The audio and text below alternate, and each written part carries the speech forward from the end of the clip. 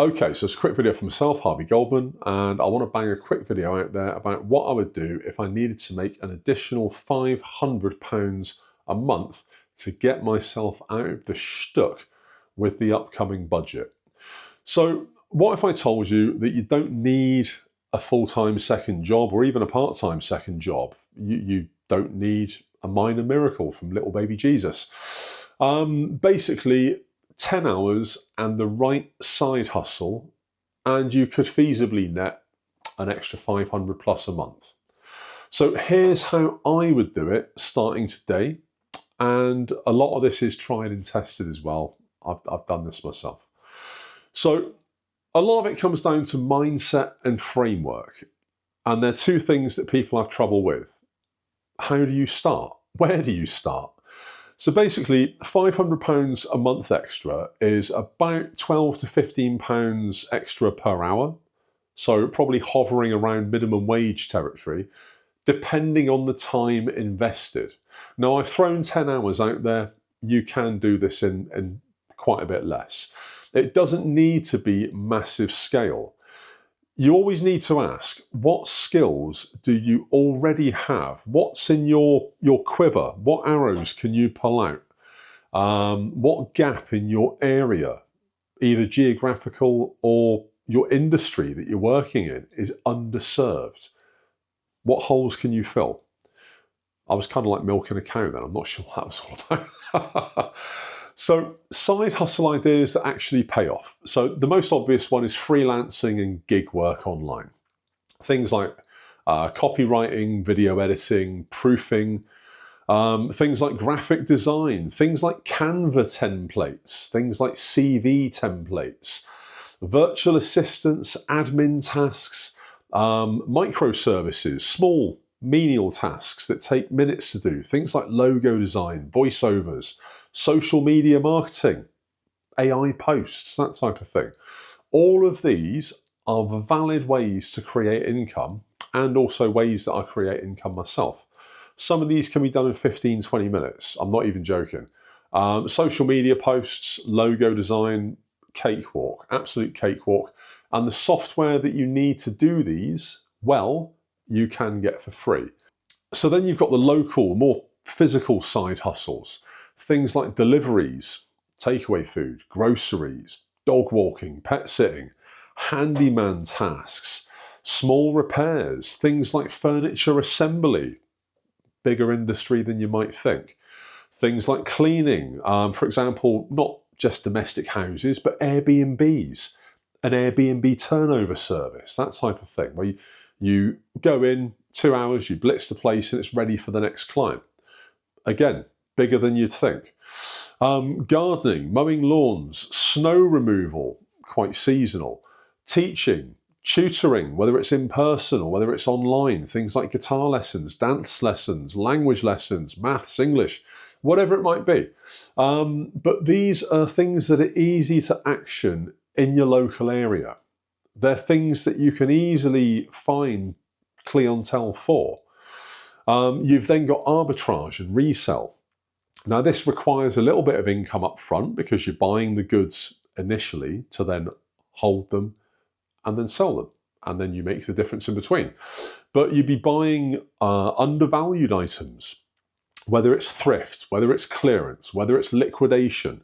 You then resell these online. Things like flipping furniture, upcycling, renewing old items, a touch of Annie Sloan chalk paint, and that nasty old 1970s teak chair that you paid £5 for at a car boot sale is suddenly worth 50 quid.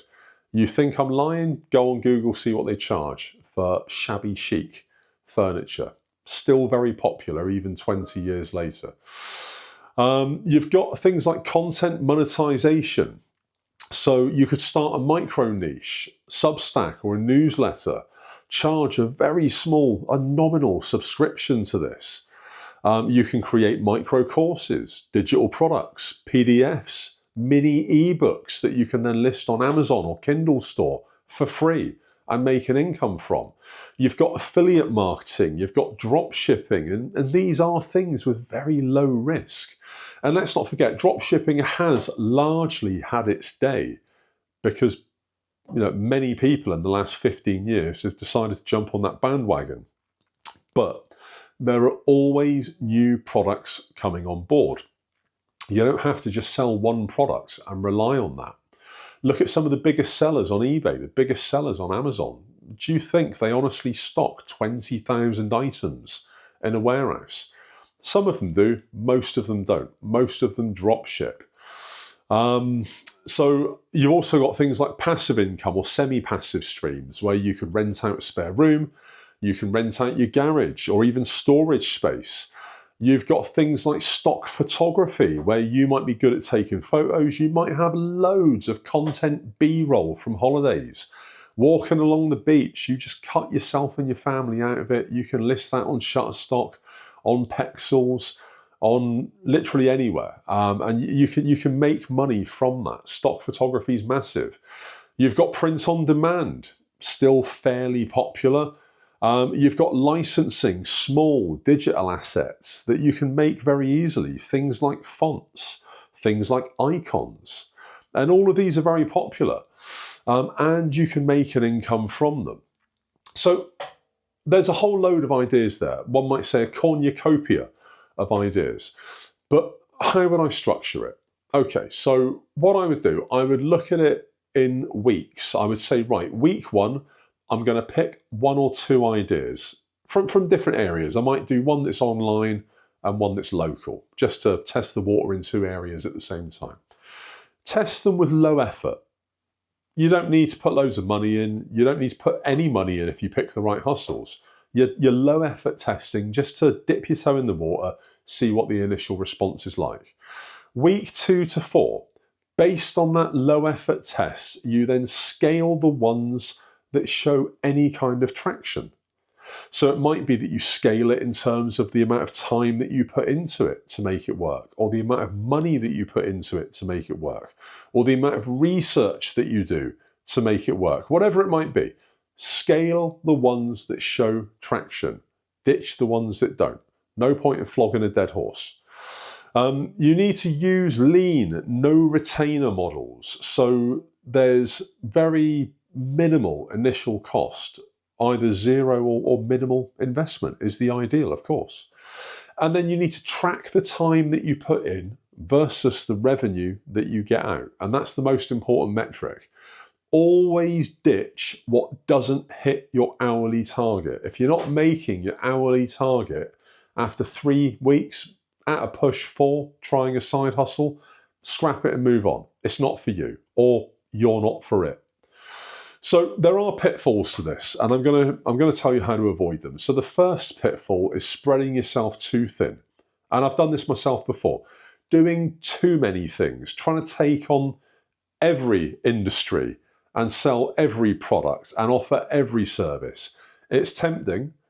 The allure is that you think having all your ducks in different ponds that you're going to make a lot of income. It's not necessarily the case. Very often you're better off just trying to make 1 or 2 things work and put all your energy, all your focus into that first of all.